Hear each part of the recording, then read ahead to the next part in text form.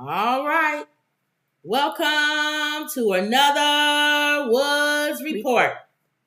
Well, you always laugh at me when I say lots going on. Lots going on. There's a lot's going on today. We got McCarthy and Gates cussing each other out, and Hunter Biden is under indictment. I wish they can really just be real with. I want them to get in a fist fight. I wish you would.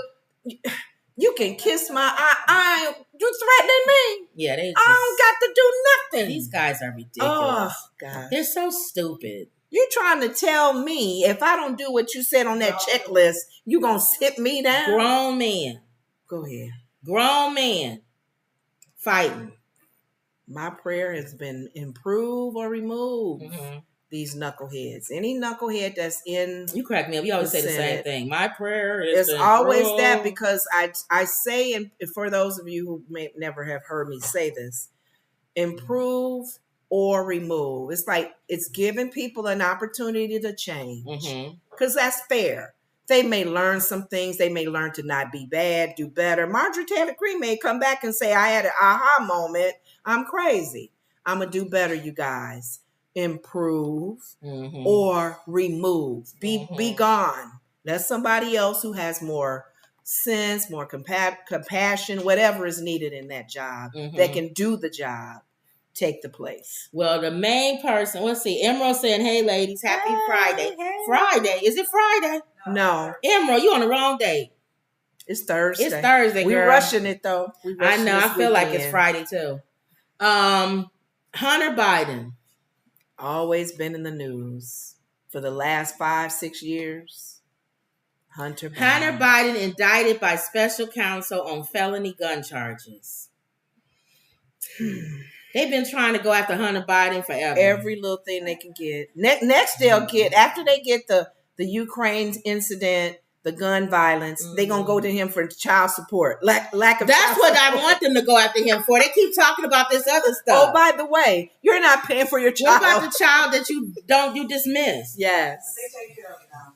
President Joe Biden's son, Hunter Biden, has been indicted by special counsel David Weiss on felony gun charges. The charges bring renewed legal pressure on the younger Biden after a plea agreement he struck with prosecutors imploded in recent months. The younger Biden has been charged. I keep saying the younger Biden. You notice that shade? I think that's shade. Because every time you say the younger Biden, I think of Joe Biden being old. Oh. That's shade. The media is shady. They don't have to say the younger Biden. They're shady. I guess they really want to differentiate. They could just say Hunter. You don't have to keep saying the younger Biden. That's true. The younger Biden, not the older one, has been charged with 2 counts related to false statements in purchasing the firearm, at a third count of illegally obtaining a firearm while addicted to drugs. The funny thing about it, you can't do that. Right. The funny thing that I find about this with the Republicans, because I told you we don't belong to either party. Both parties are ridiculous, if you ask me. They're so big on how he purchased his firearm, but they don't care about how everybody else purchased theirs. Or what they're so big on people having a firearm that it's people all over that's drug addicts and everything that have firearms. Biden's son. Exactly. That's why people are mad at the things that's coming at Trump. Why? What has he done that no one else has done? Yeah, nobody cares. The 2 counts of making false statements carry sentences of up to 10 years and 5 years, respectively, while the possession charge carries a sentence of up to 10 years. Can everybody just go ahead and say it doesn't matter? He spent some jail time. Even if he does get found guilty, his father can pardon him. Oh, that's true. It doesn't matter. But that's if he wins. Well, that you would be trying to make sure he Everybody wins. Waiting to be pardoned. Depending on what president. Yeah, everybody got all these pardons. All these guys are sitting in prison waiting. Did Trump win? Pardon me. But that deal fell apart during a court hearing in July after U.S. Judge Mary Ellen Norica, whatever her name is, expressed concern over the structure of the agreement. And she was right. Even though she was a Trump judge, she was right. They came in there all willy-nilly with this what is it? For him to, what is it? Deal. And they didn't really know the deal. They didn't have it structured right. If we find out anything else, is he still out? They was like humming. She said, go back to the drawing board. When you come back with a real deal, then we'll talk. Okay. Makes sense. And then, of course, he pleaded guilty when he thought he was going to have the deal. Right. Then when he found out he wasn't going to have the deal, he said not guilty. I always love when people plead guilty when they have a deal. And then when the deal is off the table, they plead not guilty. So were you guilty or not guilty? Guilty or not guilty, whether deal or no deal has been made. So for you to plead guilty to a deal means you're guilty. Yeah, you're guilty all the way from the beginning. There's only certain circumstances where I can see somebody pleading guilty to something they didn't do if they feel like they don't have the money or the wherewithal to get out of it. Or to your point, they're associated with it. They just didn't do it. Right. So they'll go, okay, I was there. I drove the car. Yeah. Okay. Yeah. So he's guilty. Okay. I feel like, allegedly. Weeks later, on August 11th, Attorney General Merrick Garland elevated Weiss. Remember, we talked about that. Because the Republicans, Marjorie Taylor Greene and all of them fought. They wanted so bad. Why? Somebody needs to go after Hunter. So the Attorney General said, all right, I'll put Weiss on him. He'll get on the case. And if he finds anything, he'll bring it to everybody. Okay. Well, he's found something.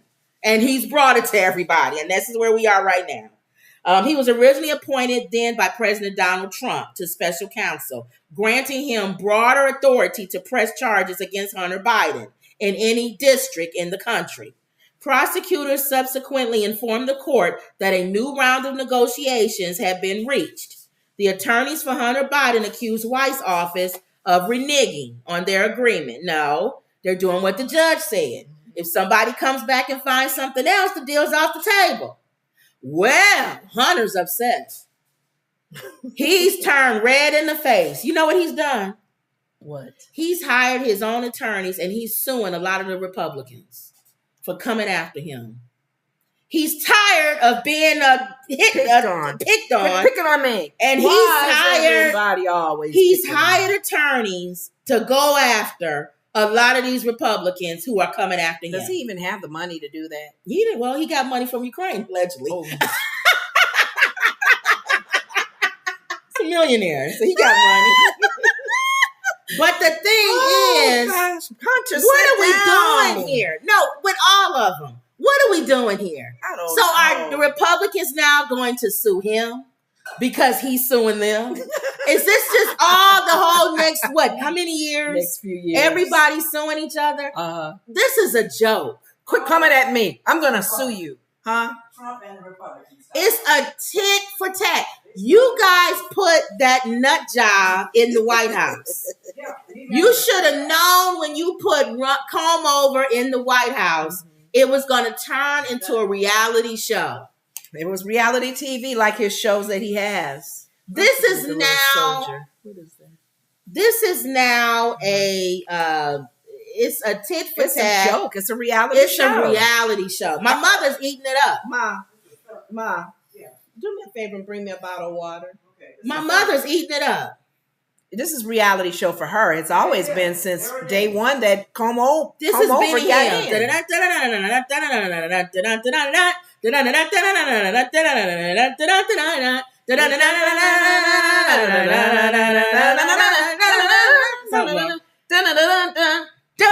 Guess what's happened today in the what we call them, the Mar-a-Lago crime family.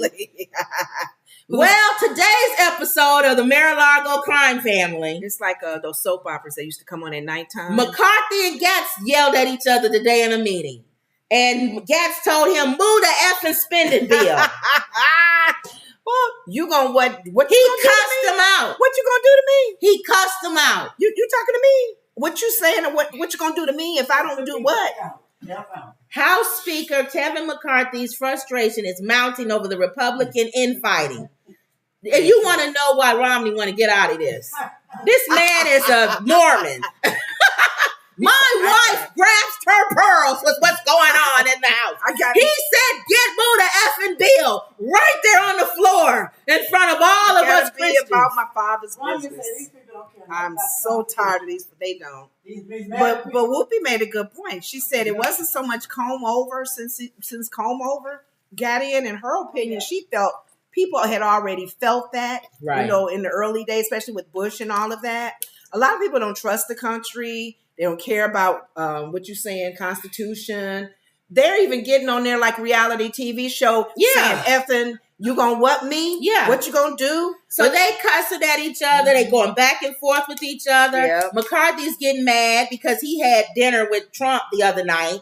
And Trump told, and Marjorie Taylor Greene, and they pretty much talked about indicting Biden. So he comes back and says, well, we said, the other day, go ahead and push it would have no vote from the floor, nothing. Mm-hmm. We want to put an investigation on Biden. And now Gatz is up cussing him out. And he's like, I'm done with you guys. I'm doing what you're holding this over. You're holding this office over my head. I have to do laps around you in order for you not to get rid of me. And I'm sick of it. Mm-hmm. He's sick of it. He reminds me of when we was younger. I had one of our cousins. He was blackmailing him. He was young and we was little. And he took a sip of wine or something. And I said, I'm going to tell. Oh, I'm going to tell. And he was like, no, don't tell. Don't tell what you want me to do. I said, well, then, I said, you got to be my servant for the whole day. Oh, he did. And you got to do whatever I say. And so I had him bring me something to drink or bring me something to eat or whatever. Cleaning this. Do this, pick this up and pick that up. And any resistance, he'll go, I'm going to tell mom. I'm going to tell your mom. And so then his little sister, she started doing stuff I told her to do, and she didn't even have to. So I had both of them doing stuff. The palm of her hand. Then one too many. This is McCarthy right now. I told him to do something. He said, that's it. I'm done. I'm tired. I can't do this. I'm not your servant no more. And he started crying. And his mom was like, what's wrong? He said, she blackmailing me. And then my aunt said, well, whatever it is, you've already suffered enough. I know.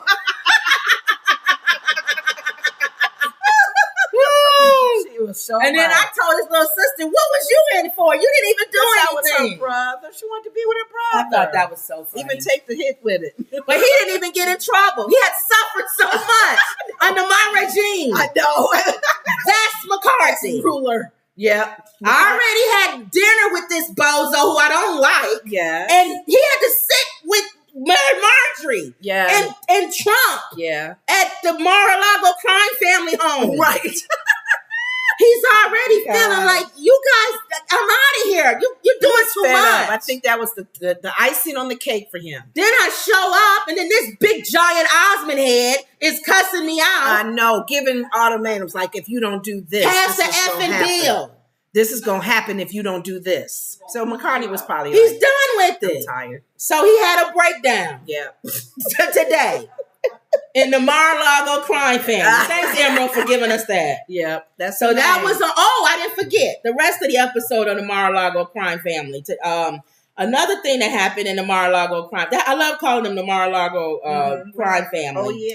Oh, yeah. What's the one that went after Marjorie Taylor Greene when they cussed each other out, her and the other lady? The lady? She called her a B. She had dark hair. She called her a B, and then the other one called her a B. Yeah. What's her name? Ma, you remember her name? The one that fought with Marjorie Taylor Greene. Let me see. They were fussing with each other. Taylor Greene calls B. She worked there, but I can't think. Bobert. What's the first name? Is it Elizabeth or something? Bobert. Calls Bobert a little B. Yeah, Lauren Bobert. Lauren, that's it. Lauren. Well, the latest in the Mar-a-Lago crime family sitcom is Bobert. Remember, she's a Christian. She's a really, really big time Christian. Okay. Remember? She got kicked out of a play. For what? Ma, you didn't see that? She was in the audience? I didn't see that. My mother gave me all the news, and she didn't give me this news. She was in the audience? Let me see or here. Or in the play? Lauren Bobert escorted out of Beetlejuice musical in Denver after causing a disturbance. What did she do? This says here, her and her boyfriend or whoever it was. It says the incident report shared with Denver Post. Officials in Denver wrote that the two patrons were asked to leave the city-owned theater during a performance of the Broadway show. They previously were issued a warning during the intermission regarding behavior that prompted 3 complaints from other theater goers, the report said. The report does not name Bobert as one of the patrons identified, but her campaign office, I guess, said she was. The incident report states that after receiving the intermission warning, about 5 minutes into the second act, security officials received another complaint about her being loud, and at the time, they were recording. Taking pictures or recording is not permitted in the show. The report quotes that they told me they would not leave. So they came and told them to stop recording and stop taking pictures. They have if you do, you have to leave. Right. And they said, we're not leaving. Then you're going to stop recording. I told them that they need to leave the theater, and they did not. So they had to call the police in the middle of the show. The middle of the show. And you stated before you started this talking entitlement about that she's a Christian. This entitlement. Most of your worst folks is Christians. And she had, but doesn't that scream entitled? Yeah. Mm-hmm. That's how she is with Marjorie Taylor Greene. You don't tell me to leave. I'm going to stay if I'm not going anywhere. So they had to call the police. It's probably some little snot-nosed kid who was doing his little job, an usher, or an old person. You know, it's always a real old person that's an usher. They there to get another gig, or a real young person. Mm-hmm. And she blew them off. Get her, I'm not leaving. What is wrong with her? And they had to call the police to get her out of there. So that just shows us more about her character. Yes. And lack of integrity. Yes. So I thought that was funny. That was sad, though. Yeah. Getting kicked out of a theater. Yeah. And you are in the wrong. They tell you not to record. And you keep recording. Come on. And it was loud. That was an obvious. And they was talking during the show. Was she drunk, maybe? Oh, we know little Miss Christian couldn't have been drunk. No, she had probably a little wine. Thank you. Whatever. Well, Ma, you didn't tell this story either. Okay. Trump wins today. Win what? My mother said, win what? Georgia judge shuts down the Fani's effort to try Trump and the co-defendants together. Oh, so she wanted them all to be tried together under that RICO charge. Mm-hmm. That's stronger. It's funny when they have to sit there, like Young Thug has to sit in everybody's cases, and he looked like, why am I here?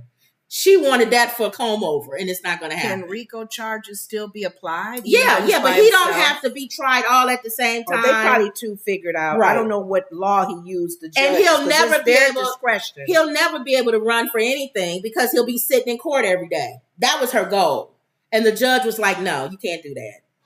A Georgia judge shut down the efforts by Fulton County District Attorney Fani Willis to have all 19 defendants, including former President Donald Trump, to be tried together in October in the Georgia election subversion case. Fulton County Superior Court Judge Scott McAfee announced Thursday that Trump and the 16 co-defendants will move forward on their own schedule, with the trial date yet to be announced. The 2 remaining co-defendants, Kenneth Chesebro and Sidney Powell, sought speedy trials and are scheduled to begin in October. Remember, they want to go quick. Thursday order is a victory for Trump and his fellow co-defendants who did not want to go to trial this October. They didn't want to go this fast. The schedule laid out by the judge only cemented some of the steps in the pretrial process, setting up the possibility that the trial itself does not happen until well into 2024 or even later. So that's kind of helping him. They asked Fani afterwards, what did she think about it? And she said, paraphrasing, there's no skin off her nose. It doesn't matter to her. When they run for next year, when are they actually, our voting is? November. Next November. Yes. Oh, okay. While McAfee didn't set a trial date for Trump and the 16 co-defendants, the timeline he sets out in court order Thursday means they wouldn't go on trial before at least December. So it'll be next year for sure. The new schedule laid out by the judge signals he wants to start hashing out pretrial disputes with the batch of 17 defendants by the end of this year. The judge is ordering discovery to start by October 6th. So he's moving it along, but not that fast. He's like, you can slow it down a little bit. Mm-hmm. And if other ones have different cases, Fonnie's saying they're well equipped to do it. She said she did RICO charges with the teachers union, mm-hmm. and she was fine with that. They did similar, I guess. Mm-hmm. And it was more work, but she said her office is quite capable of taking care of it. Okay. As long as she's flowing with it, because a lot of times when you hear a judge going against her plan to do something, mm-hmm. you quickly go, okay, what's going on with that judge? What's going on? It says now this is where he might win. Potential case will compete with Trump's already busy 2024 trial calendar. She got to fit in there because he got 4 other cases against him. He is such a moron. Nobody really cares, though. They don't care. I got to squeeze in to figure out. He has to have a calendar.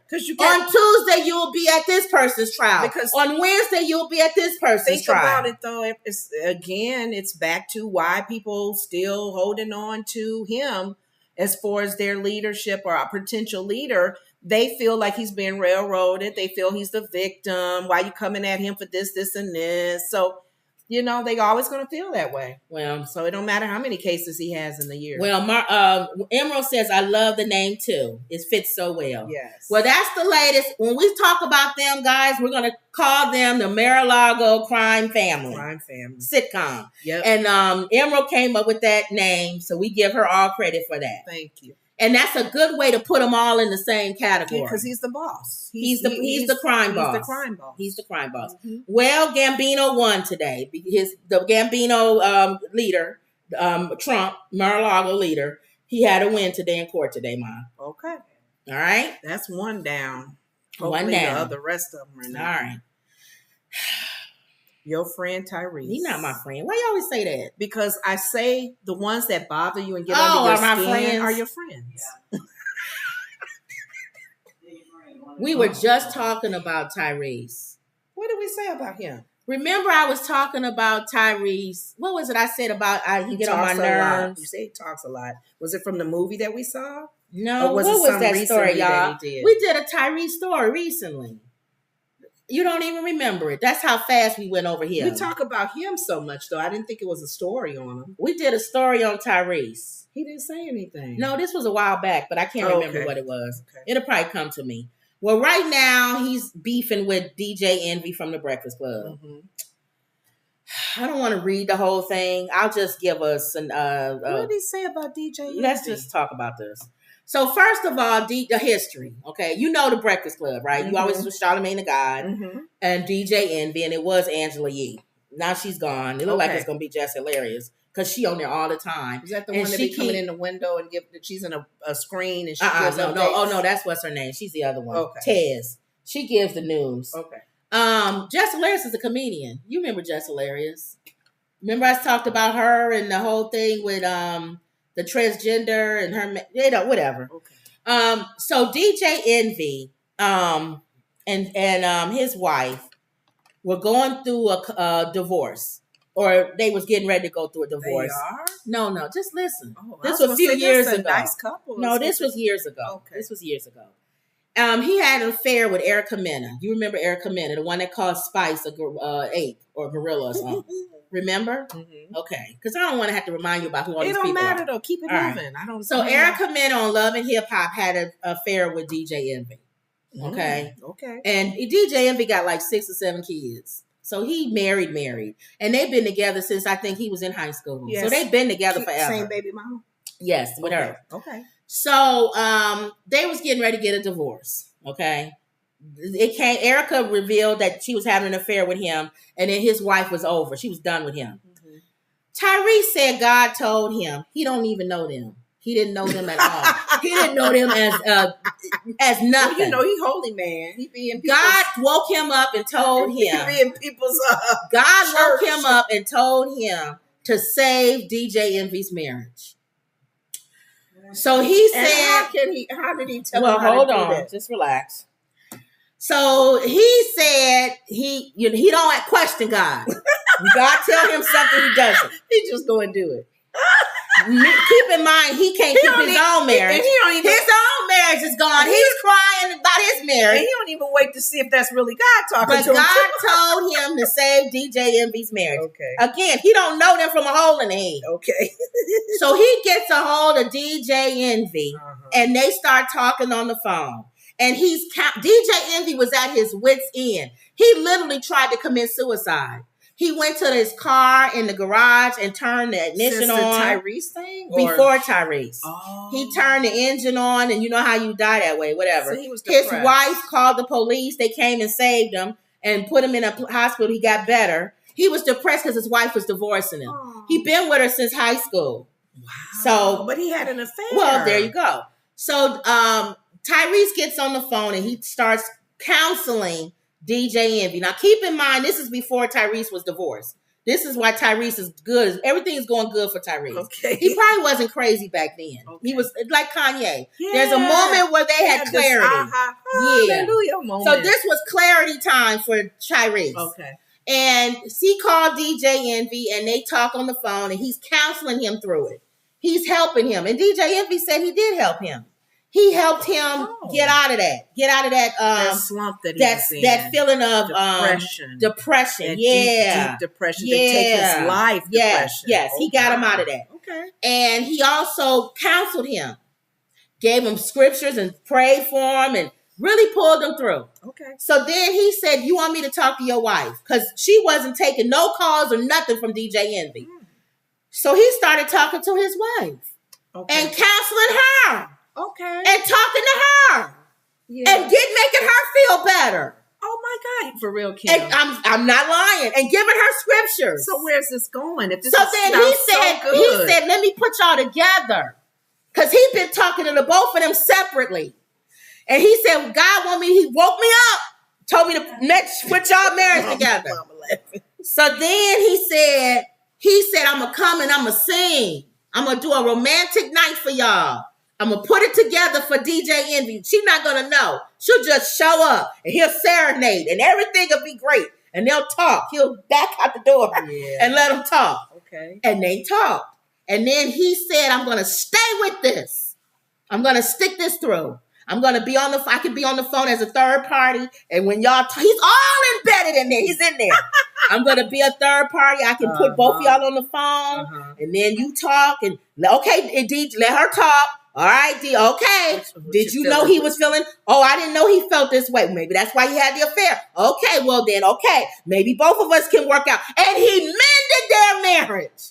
Really, Kim? DJ Envy said if it wasn't for Tyrese, they probably would have got a divorce. Where is this going? So after the marriage was mended and they're back together again and everyone's great, he's still in their life. He's still talking to them. He's talking to the wife. He's on the phone talking about cars and all kind of stuff. He's her friend now. She wakes up in the morning. Tyrese is there. She's talking to him on the phone. She said it began to come too much. Yeah. He started demanding my time. If he texts you, can you talk? Oh, well, I'm not supposed to God to trust you again, my brother, because you didn't went too far. So now, she has a whole life with DJ Envy's wife outside of DJ Envy. It's just him and her talking. Friends. They laughing. He's showing her beach houses that he's buying and cars. And this is his friend now. He's a friend of her. He's made friends with this couple. So then after a while, it starts to become inappropriate, she said. She started feeling like maybe he's starting to like me. He's saying some stuff that's inappropriate. And if I told my husband what he was saying, he wouldn't like that. So I got to cut this off because I'm married. So now she's not cutting it off. She must have told DJ Envy and he got upset. He said if he was anybody else, he would have punched him in his mouth. Or the word was boxed his mouth. You think? So then, hold on. So then DJ Envy blocks him on his phone. She apparently blocks him on her phone. So then DJ Envy is up with that, and you know Charlamagne making a joke out of everything. He's talking about it on the Breakfast Club. How Tyrese is coming up there to promote, I guess, an album or something. I don't know what he's promoting. He's just coming up there. So they got to address it. He hasn't talked about him. Every time a Tyrese story, every time it was a few years ago. Every time a Tyrese story comes up, DJ Envy and Charlamagne clown him on air. And so Tyrese is sick of it. So he comes and he shows up at the show and they're sitting there talking and they said, we got to address it. And Tyrese was upset. He said, every time my name comes up on this show, y'all clown me. Now, you know, Jess Hilarious was there. She's a comedian. Mm-hmm. Don't put Jess in a room with seriousness because she's going to make jokes all the way. And she Yeah, they clowning you. They shouldn't be clowning you, Tyrese. She making comments all behind it, making it worse. You know how people make stuff worse in a school fight? Yeah, you don't let him talk to you that way. Yeah. You gonna let him say that? That's her. Did you just hear what he said? Yeah, all throughout the chat. Uh-huh. So finally, Tyrese says he wants to apologize to Charlamagne because Charlamagne blocked him too. Apparently, him and Charlamagne, I don't want to go into that whole thing. It was some beef that Charlamagne had with Tyrese too over an interview that never got put out. Oh, wow. And so he said, I'd like to apologize to you, Charlamagne. I was on meds, psych meds, and I was doing things and saying things out of my character. That's when everybody saw me crying on TV, on internet and stuff. I was under psychotic medicine. Ooh. That wasn't me.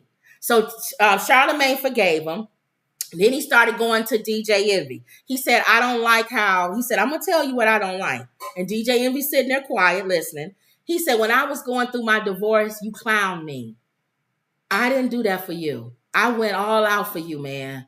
He named all the stuff that he did, all the stuff I told you. He said, God helped me. God put me to help save your marriage. And Envy said, I give you that. He said, I could never take that away from you. I agree with you. If it wasn't for you, I probably would be divorced because you really did step up. Mm-hmm. He said, that's the only reason why I'm not going all out on you right now. And he was like, go out on me on what? And that's when he told him, my wife said you said something you were saying inappropriate stuff. And he was like, well, what did I say? He said, I don't want to say it, you know, all like this. He said, but that's why I blocked you. And that's why my wife blocked you. And then Tyrese said, well, if you was really a friend and you saw me going through all of that, you wouldn't block me. You would try to help me or try to figure out what's wrong with me. If that's out of my character, you would help me. You wouldn't just shun me. Mm-hmm. And so that showed you probably that they're not really your friends or whatever. Mm-hmm. So they ended that. Everybody apologized. But he wasn't supposed to be a friend per se. He was supposed to be told by God to help their marriage. Right. Well, everybody, and that means you help the marriage, help them get there, and then you leave. Everybody apologized. Uh-huh. And everybody was laughing, and it was such a wonderful night. And he went home. Mm-hmm. Well, the next day, Tyrese gets online, and he goes off on DJ Envy. And DJ Envy was like, I thought we smashed all this. Yeah, you squashed it. I told you Tyrese is a nut job. Maybe he was on those meds again. Oh, where's that other one? No, I don't know what he on. But remember, he did the same thing with The Rock. He fights everybody. He does. So this is where I was saying, who is this? This is on Forgotten Kings TV. Okay. This is a little bit of what Tyrese said. Nobody's going to be around and no camera's going to be rolling. What's up, everybody? This is the world famous Ed Lover. Ed Lover. Mm-hmm. Even when you were on, and you could say you were on those psych meds, and you could say that you weren't. What you mean? But as a man, some of the things that you said, Tyrese, deserved me to box your mouth. Whoa, and I didn't. No. Look at this, man. Me and your wife were communicating August 11th, 2022.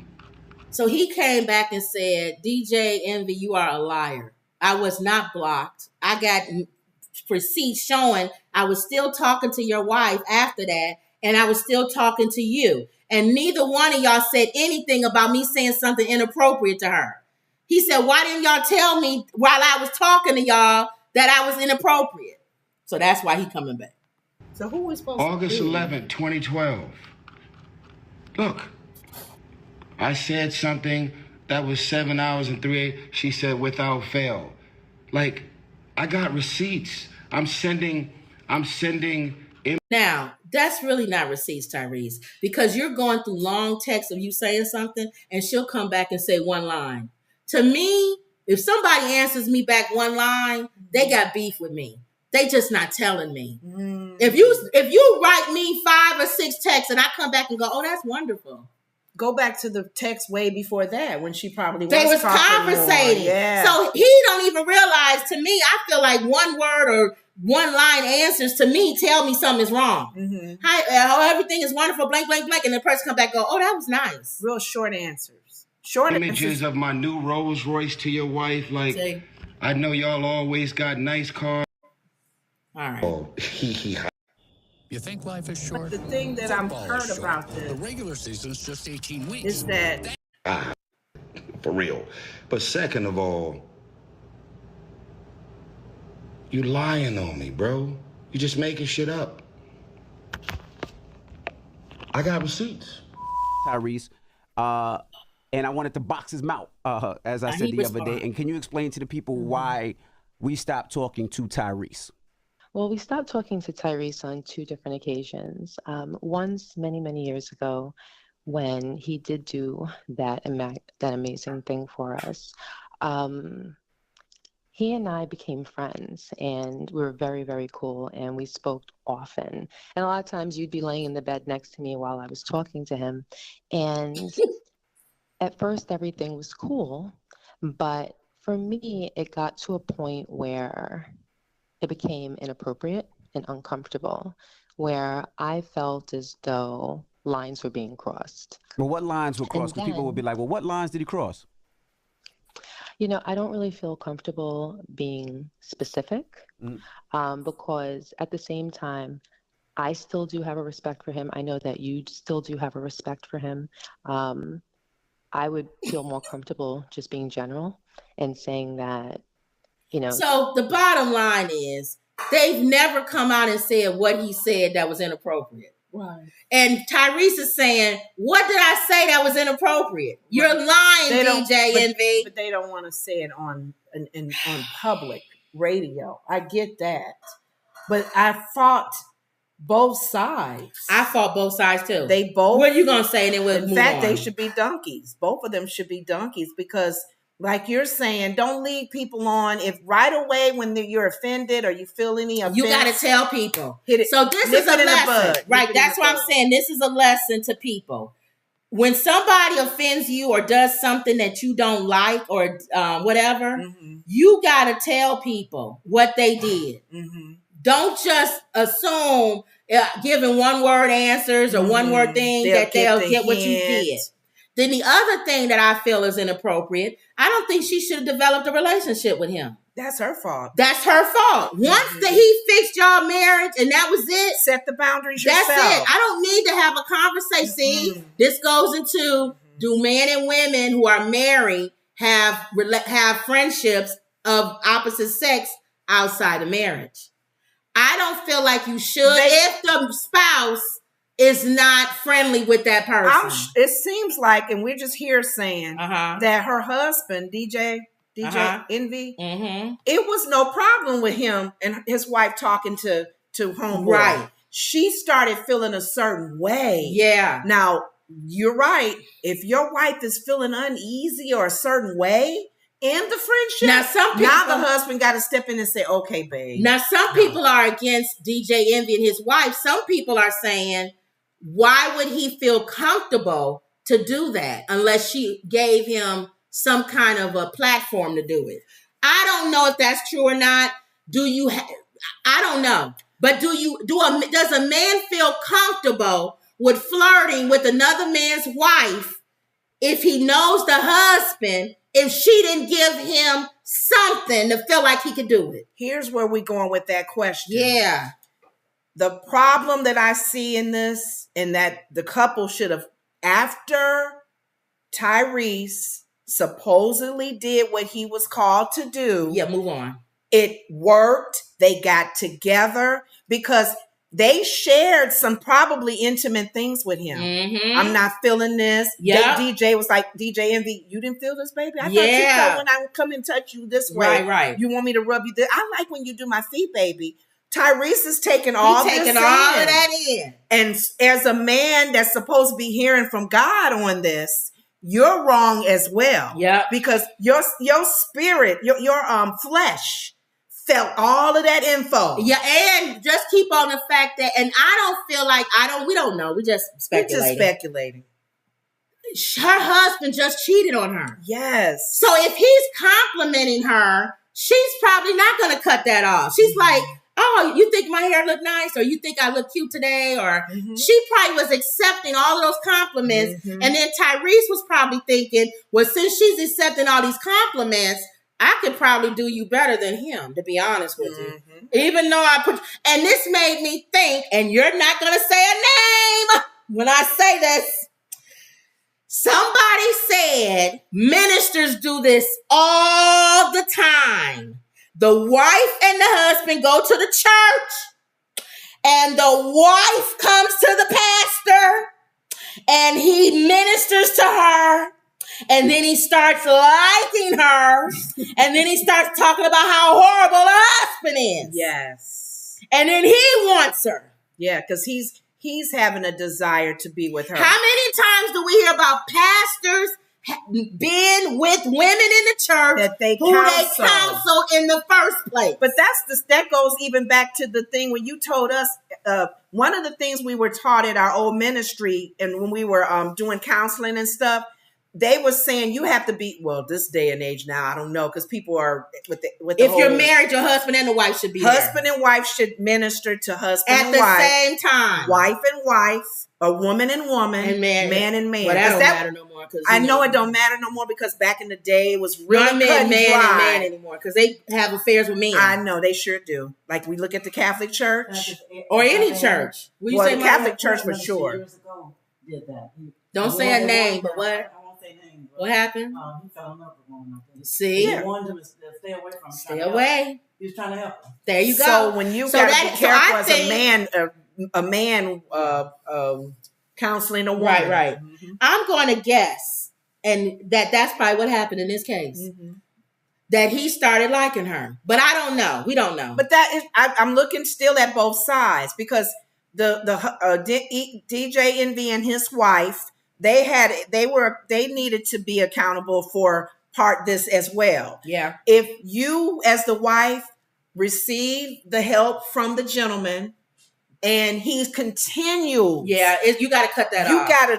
You got to draw lines, boundaries. Yeah. Babe, thank you so much for helping our marriage be healed. Thank you. We need to move on now. Yeah. And I fought that couple for not because they saw Tyrese wasn't doing that. Yeah. And you now that and then I fought Tyrese for saying. And don't just cut people off. You got to tell them why you blocking real them. with them. So both of y'all are donkeys. So I agree. All right, so let's move on. Okay. That's with the Tyrese thing. What is this? Oh, Romney. Governor, now I guess Senator Romney, Mitt Romney says he will not run for re-election. Okay. Now you said there's a tape on this. He's given reason why. All right, let's listen. So yesterday, I guess Mitt Romney, who's the senator from Utah, announced he's not. I'm sorry. Not going to run for a second term. And then he explained why. And we got a clip. So here it is. There you go. I've spent my last 25 years in public service of one kind or another. At the end of another term, I'd be in my mid-80s. Frankly, it's time for a new generation of leaders. They're the ones that need to make the decisions that will shape the world they will be living in. Now, we face critical challenges: mounting national debt, climate change, and the ambitious authoritarians of Russia and China. Neither President Biden nor former President Trump are leading their party to confront those issues. I agree. I agree. Neither one of them are. Right. That's why I told you both of them are horrible. And he's hoping that whoever his successor is, if they're younger and they're thinking those three areas, please remember. I don't believe him.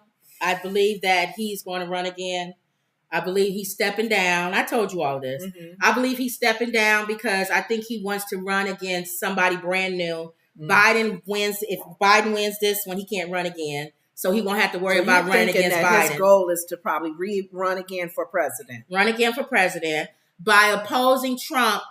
According to him, now he did say part of him is getting the Republican Party back to the way it was and trying to get rid of all these Trumpsters that's in there. I think it's too late. I think your party's taking over. But anyway, if let's say for the sake of argument, he does get it back to the way it was, he'll have the people who have always been true Republicans support him and who opposed comb over from taking over the party. And then he may get a few independents because there's some people who like him because he did stand up against Trump. Right. He was pretty much the only one. Right. And then he's also been more, before when he ran, he was more quiet and laid back. Now he's, he's boisterous and he's toughened and he's ready. He's got a backbone. So we'll see. I don't know what's going to happen with him. Then again, it could be, like you're saying, if he doesn't, it could be what he's pretty much saying now. Right. The old move, just do away with the old and bring in the new. Trump came in, of course, he had to make a comment about him. There's a part of, and he could be right, he was going to go after him if he ran again. Romney? Yeah, and they said that Romney may not have won because there's so many Trumpsters in that area. They would have voted against him. Okay. So he probably wouldn't have won. So this is the time to step down. Nobody would know if you would have won or lost. And it doesn't give Trump a chance to take a swipe at you. Oh, okay. You know what I mean? But how can he can only take a swipe at them when he's on his little whatever social media? Because he's not going to these debates. No. He says, Romney says, while I'm not running for re-election, I'm not retiring from the fight. Okay. That's what he says. So we'll see. I don't know. Okay. We'll see what happens. He's a good guy. A lot of the ladies showed respect for him on The View. That's what I'm saying. So he wants to run again. He did make a little sarcastic. I don't know what they said exactly about the women on The View, but it was just at that time they felt because he was running against Obama, anything you said about Obama, they was just growl at you. And then they was talking about the guy who's the governor of Texas. Ooh, they said the one that ran against Stacey Abrams. They say he making it tough for her because he opposes Trump. Remember, he's not a Trumpster, and it's because Abbott. Oh, Abbott, the one that's been sending all the migrants to Chicago. He opposes Trump, and by sending all the migrants to everywhere, he's allowed. They're not taking a lot of jobs from the Latinos and the Black people that's in Texas. So they happy he's sending them out. Sending them out of Texas. They are. And then he said this is to keep votes. Then he did something DeSantis did. Not did, but as far as being like a little mini president in his own little place, in his own state. You can't. He's something about the tax that they do on gas. He got rid of that temporarily so people can have a relief because the gas prices are so high. So people love him for that too. But remember, you had gone back to that situation where they had the what is it that can break down the grid? They have a different system that hurt them. Yeah. Because they don't have what a lot of other states have. So that can hurt you as well. Yeah. So if he tightens that up, Stacey Abrams might have a hard time trying to run against him. Stacey Abrams. Yeah. Remember she ran for governor? No, that was Atlanta. You're right. Are you doing a whole different state? I'm doing 2 different states. Because you said Abbott in Texas. Not Abbott, Georgia. The Georgia guy. Lord, thank you for clearing that up. Because I do not like Texas. No, the Georgia guy. Okay, so the Georgia governor is doing all these things you just said. Okay. And he's also, he's not he had given her problems though. Yeah, but since then though, he's cleaned his act up. He's made it where Black people not going to be standing in line for hours to get rid of him. Put it that way. So he wasn't for Herschel Walker either, remember? But he did give her some problems though. Right. But I'm saying if he fixes up the things that he's supposed to fix up, and then all of these things he's allowing Fani, they're ruling against stuff that Trump and them are trying to. There's a lot of spotlight on this state. It's a lot of spotlight going on. Okay, so that's fine. It's harder for a Democrat now to come and say, you're not doing anything. We don't want you anymore. She may not run again. Right. She may run for something else. All right. She should run for senator. Yeah, that's true. All right, this guy, Jade Norvell, jabs at Deion Sanders ahead of Colorado rivalry game. Deion Sanders has been winning. Yes, every team he gets on. Every team he gets on. This man's got it. So he can talk the talk and he walks the walk. Every team he has touched and managed. Get me in there. Coached. Let me in there, he said, and you will win. Uh-oh. So I guess this guy wants to fight back. Deion Sanders won't have a hard time making Colorado's rivalry game this week against Colorado State feel personal. Rams coach Jay Norvell took a shot at Sanders' habit of wearing a hat and sunglasses during the news conferences, saying Wednesday during his weekly radio show, "I don't care if they hear this in Boulder," I told them. "I took my hat off and I took my glasses off," he said. "When I talk to grown-ups, I take my hat and my glasses off. That's what my mother taught me." Because Deion Sanders always dresses like that and wears his glasses when he's in the room talking to people. Mm-hmm. The comments drew applause from the live audience and the show host, Colorado State football radio voice Brian Roth. And it didn't take long for the remarks to make their way to Deion. In the video titled Coach Prime and the CU Buffs Respond, Little Bro, posted Thursday to YouTube, which is run by Deion Sanders Jr., his son, the Colorado coach is shown addressing his team at practice.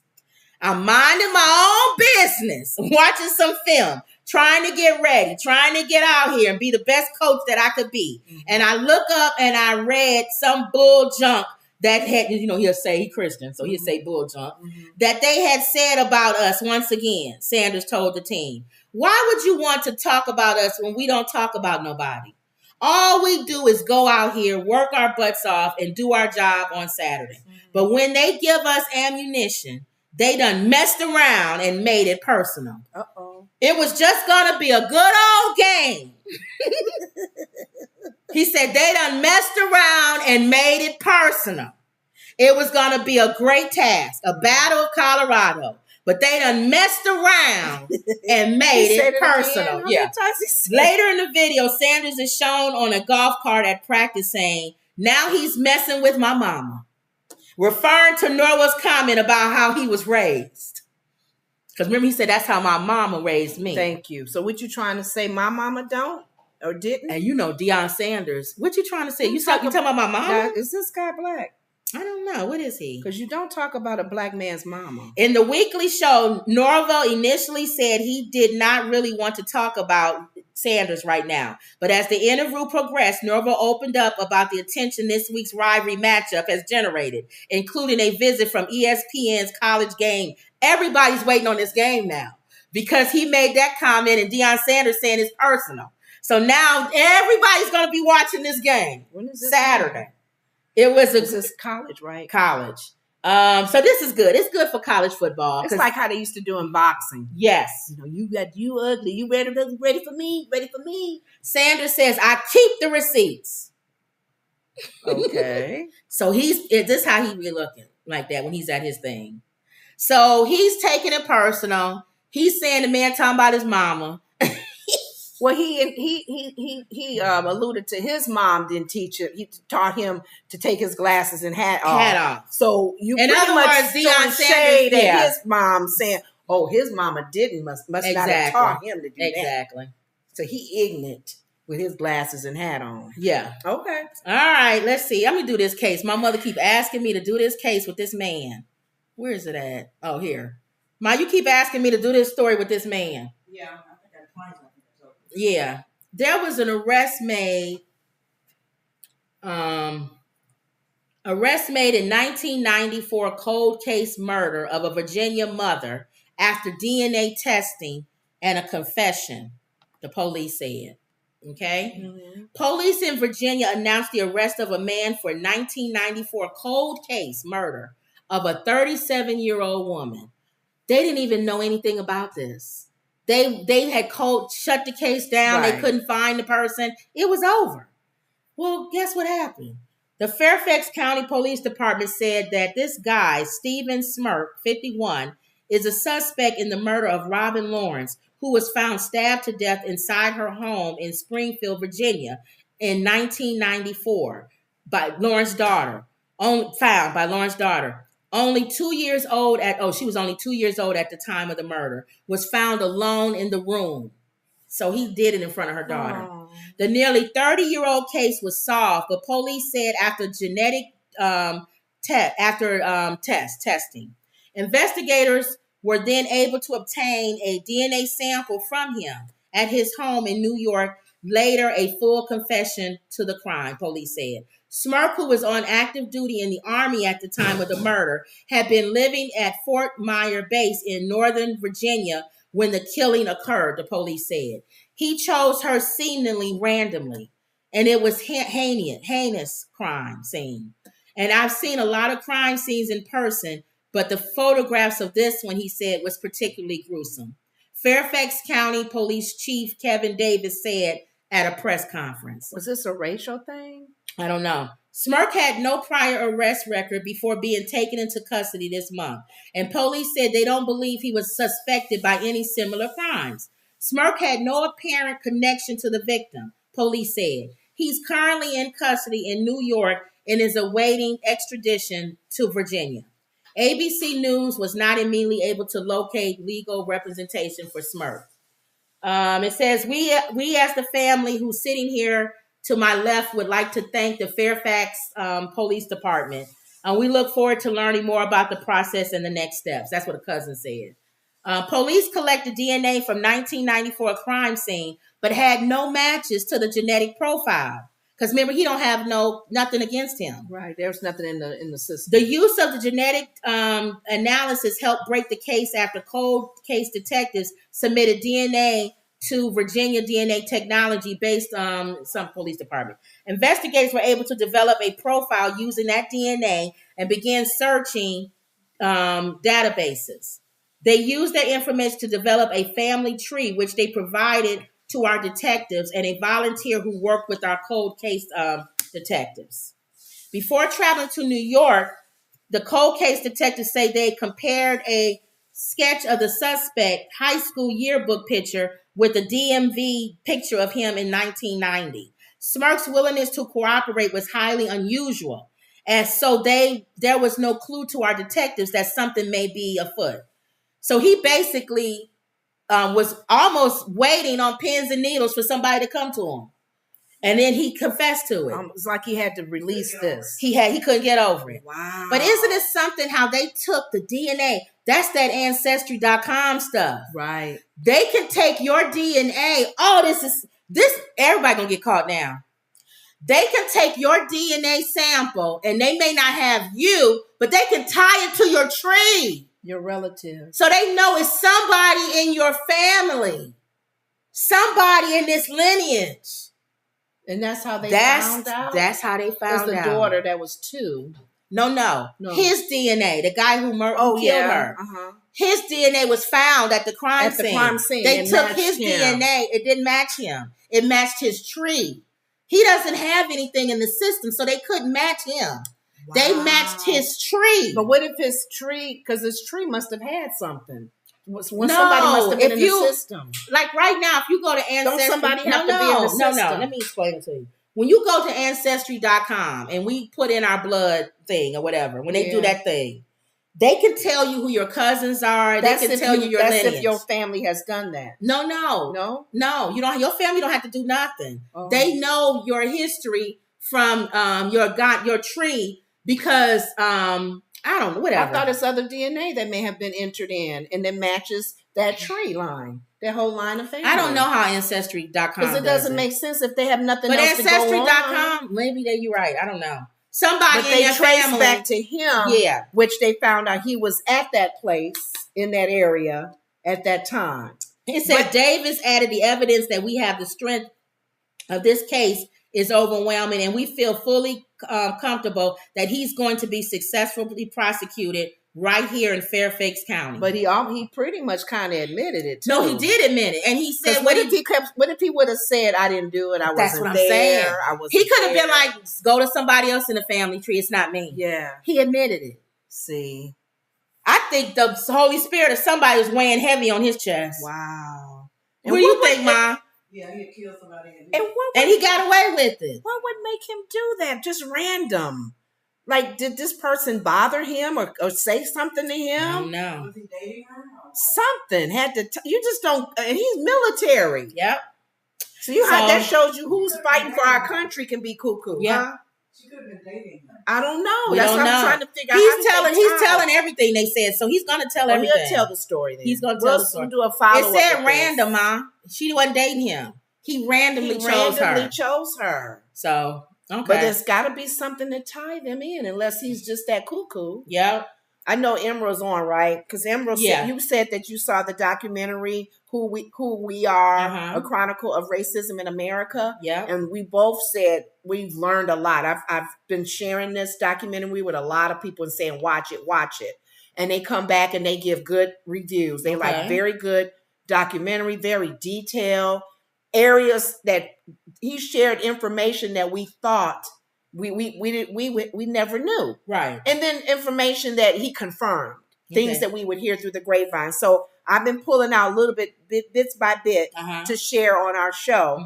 One of the things I wanted to share was the whole thing about monuments, because he even visited that area where they had that bridge, the Pettis Bridge.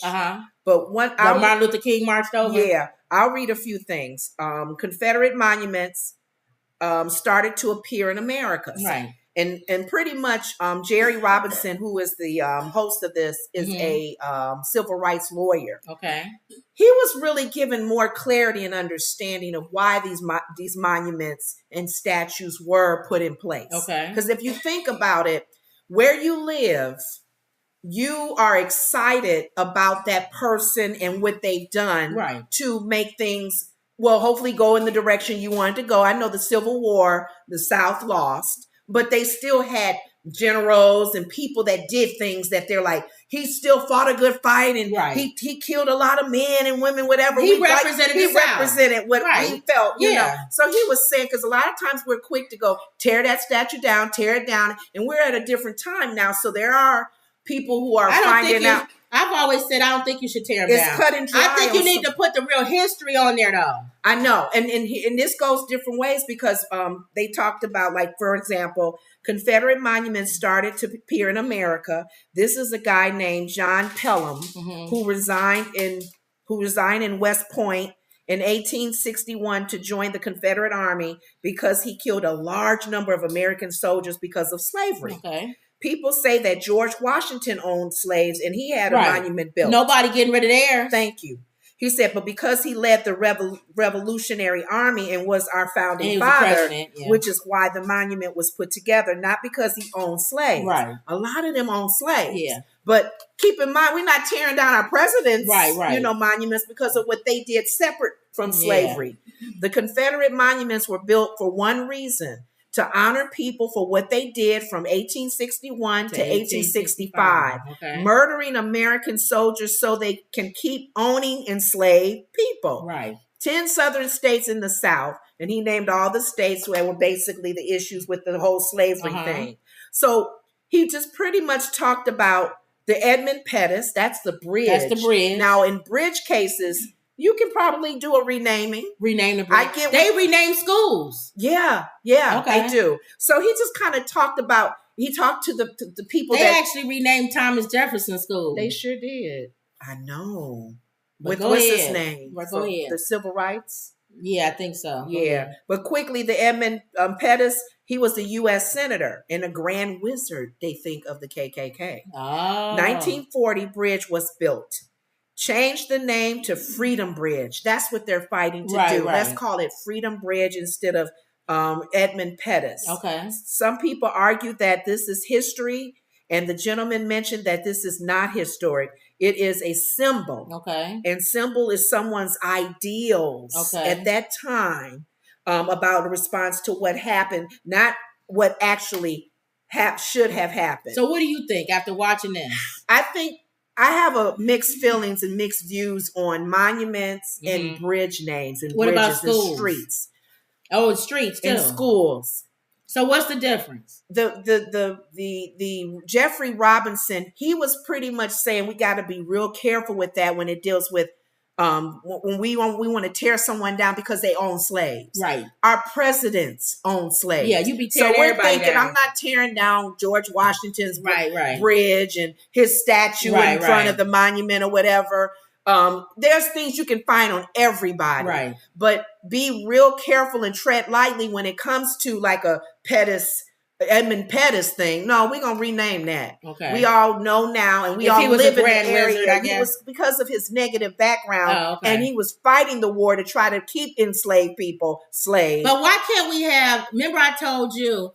Why can't you keep stuff and just put the real history of it? Like you have the name the Pettis Bridge and a big giant plaque that says former Grand Wizard and blank, blank, blank. Martin Luther King marched over this bridge, and now we know this as the Freedom Bridge. So, but smear the name more than just. I don't know. I don't feel. I guess you because I feel like in the future renaming they're gonna be stuff. taking everything down and renaming everything. They was picking in Chicago. They have the what's the statue that they wanted? Grant? Columbus. Oh, Columbus. On Columbus. The Italians were really upset. Yeah, they're gonna be taking down Christopher Columbus and Spanish, everything. I'm sorry, not the Italians. They were mad because a lot of them live in the city. Christopher Columbus is Italian. I thought he was Spanish.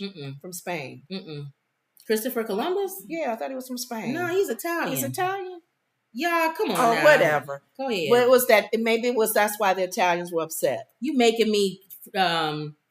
You making me What is it? not know I'm my not good. history. I'm not good with history. But you making me question my own history. I don't even know. I thought he was from Spain, but I could be wrong. You making me question. But regardless, Italian. He's Italian. Yeah. Okay.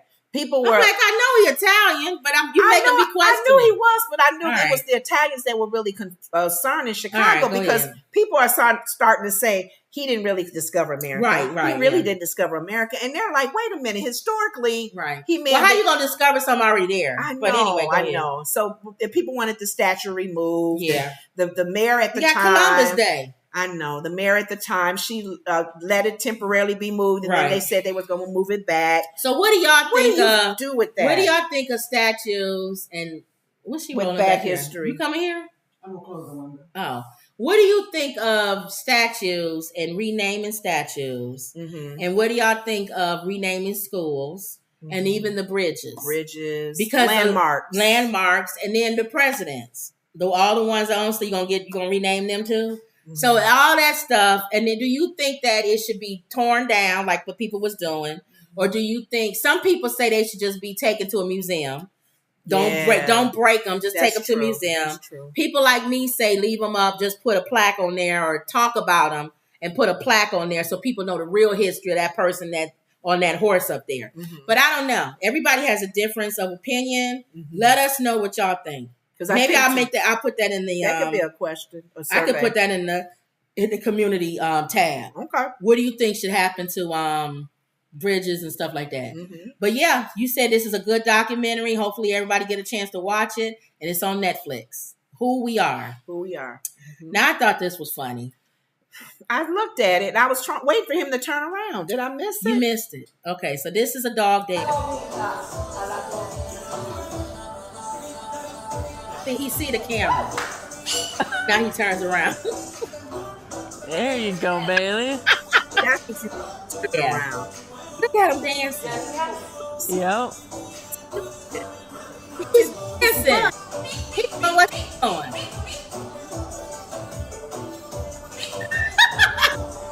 You get a chance to see a dog dancing.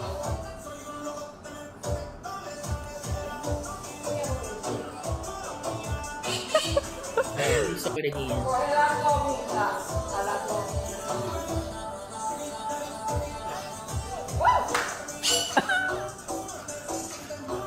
There you go, Bailey.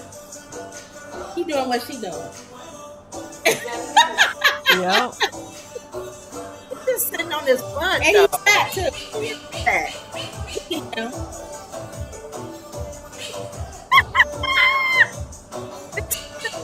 To do that, to sit like on his butt, his stomach too. Fat too. He ain't supposed to be that big. All right, I thought that was funny. Okay. I thought that That's was funny. cute. That's cute. A dog dancing. He's smart. All right. You always want to know who Charlemagne the God's donkey of the day is. See this? I'm close. 108. I'm close. Charlemagne the God's donkey of the day. Where you get 108? 1 hour and 8 minutes. Oh, okay. I was looking at this one. No, I don't look at your thing. A Tennessee man threatened Little Caesars employees with a rifle over his pizza being late. You get those. Witnesses said Charles Dottie Jr., 64, pointed an AK-47 rifle at Little Caesars employees over his pizza wait time and demanded free breadsticks over the delay. He was arrested, right? Yeah, he pled guilty. What is wrong with him? And one of the young girls, little high school girl, it was her first day at work. And she had to get a gun pointed at her. That's scary. A Tennessee man who threatened employees with a rifle at Little Caesars because his pepperoni pizza order was taking too long has pleaded guilty. Remember we said everybody's crazy They now. just going off. Charles Dottie Jr., 64, was arrested in November 2021, so this is old, after allegedly pointing an AK-47 at the pizza shop employees in Knoxville when the pizza wasn't hot and ready.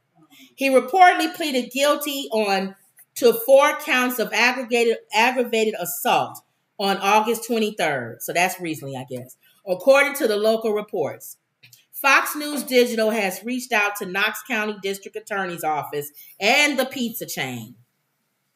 Authorities responded to Little Caesars at Cedar Bluff around 9 p.m.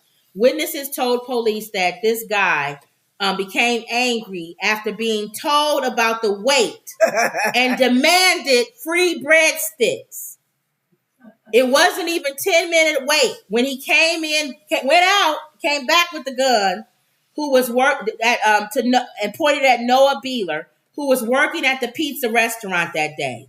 If he would have not come in with the gun and waited another 2 or 3 minutes, the pizza was done. Would have been ready. He said it would have already been boxed and in his hands. Dottie left the store and came back, demanding the pizza right then. He allegedly prevented one employee from even leaving. Oh my God. So that's kidnapping right there. Yeah. To calm him down, another customer. So imagine being a customer in there. Gave him her pizza so he would leave. Because he could shoot. She said, I handed her Crazy Sauce, Kimbrough Merle, who started working at the pizza shop that day. I'm about to have her leave, walking out. He comes in and the gun is pointed like this, held down a little bit. Then I look at it, my eyes drop to the gun, and he literally pulls it up, points it at me, semi-points it at her and says, where is my pizza? I want my pizza now. Did they keep him there or did they go after him? They must have came after him. Well, you know he's probably dumb and paid with a credit card. Wow. Somebody said, you can't get any better advertisement for Little Caesars. Somebody that really want that Little Caesars pizza. That can work in Little Caesars' favor. Our pizza is so good. People will go out and get a gun and point it at you and say, I want my pizza now. That's how good our pizza is. They'll go to jail for it. This man gonna be sitting a little bit of time, spending a little bit of time in jail to think about what he did. Somebody was being shady. Said this must have been his first Little Caesars pizza. They being shady. Like he wouldn't have did it if he had a Little Caesars pizza before. Yeah. Somebody said, I never liked Little Caesars pizza. Now he said, Papa John's, we would have an issue. They could have been mean and said after he ate it, he'll come back. Oh, and said this pizza was not good. Oh God. Oh gosh. We talked about all some the people time. being funny. Somebody saying it surprises me that somebody would come in and hold somebody at gun. Somebody said, really? Not even for a deep dish? People are...